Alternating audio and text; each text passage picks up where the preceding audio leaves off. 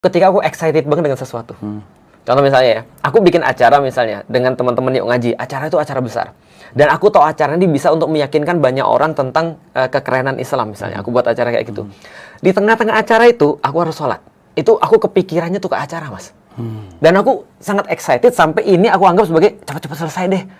Tapi aku harus tadi balik lagi, aku mikir gini. Oke, Lik, kalau kamu ngadain acara ini terus berhasil. Terus apa yang kamu anggap sebagai keberhasilan? Mereka dekat dengan Allah. Oke, mereka dekat dengan Allah. Apa yang mereka lakukan? Sholat. Ya udah, kamu sekarang lagi menjalani apa yang kamu tujukan sebenarnya. Kenapa kamu terburu-buru? Nah, akhirnya ketika aku mikir begitu, aku jadi khusyuk lagi dalam sholat. Iya. Saya sekarang jadi ngerti ini, Ustadz. Kan kalau kita dalam berpasangan ya, kadang memang kita melakukan sesuatu untuk kembali memicu cintanya. Kalau misalnya kan liburan deh berdua cuma sama pasangan, anak-anak titip sama mana, atau udah nikah 8 tahun. Cekin kita berdua aja gitu misalkan gitu. Atau jadi ada hal-hal yang kita emang lakuin untuk menghidupkan itu kembali, atau pergi ke kota dulu pacaran di Bandung, pergi ke kota Bandung. Sekarang saya jadi ngerti kenapa orang senang umroh terus. Iya, benar. Atau untuk bahkan koneksi. Iya, atau mungkin buat saya sih mungkin nggak perlu karena masih banyak yang ngantri. Tapi saya jadi ngerti kenapa ada yang naik haji terus. Ya kan, orang kan bisa haji berkali-kali kan, padahal kan banyak yang ngantri nih haji. Benar. Saya jadi ngerti kenapa untuk beberapa orang ikutan kajian jadi penting. Benar. Karena buat dia itu cara dia menjaga agar ada letupan lagi, nyala lagi. Saya ngerti sekarang. Cinta menurutku ada banyak yang bisa kita lakukan untuk menemukan kembali ya. Kalau ya salah satu adalah variasi. Variasi itu bisa jadi bosen nih di sini-sini terus ayo pergi ke kota lain yuk. Udah nggak usah ngajak anak-anak berdua aja. Bisa jadi sebenarnya pilotok di sini terus masa dirancang terus yuk kita pergi misalnya kemana untuk jalan-jalan.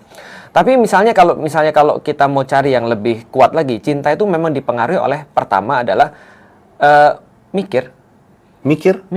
Karena emosi itu datang dari mikir. Contoh misalnya kayak gini ya, ada satu yang nggak pernah gagal yang membuat aku menemukan cintaku lagi pada istriku. Yang pertama adalah ketika aku bayangin dia ngelahirin anak-anakku, itu instan membuat aku, karena mikir pengorbanan dia, itu membuat aku jadi bisa untuk lebih mencintai dia.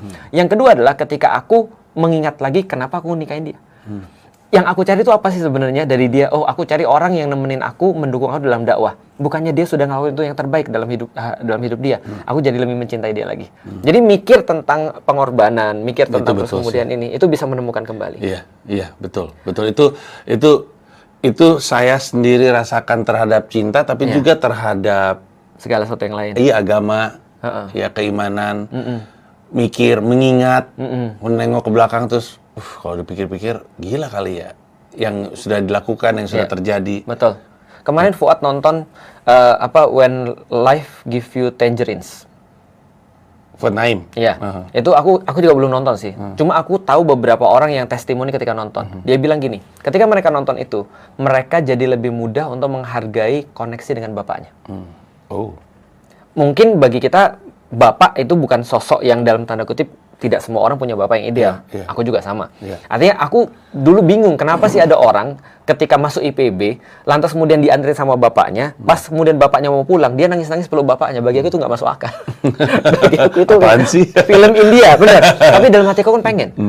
Walaupun aku melihat lu kayak film India lu, dalam hatiku pengen. Tapi ketika film itu terus kemudian Fuad bilang gini, mendadak semua ocehan bapakku yang tadinya menurutku pasti cerita ini lagi, dia udah cerita 8 kali deh atau 16 kali deh, atau tiap kali lewat jalan ini pasti dia mau ngomong itu bapak dulu sekolah di situ. Tapi Fuad bilang gini,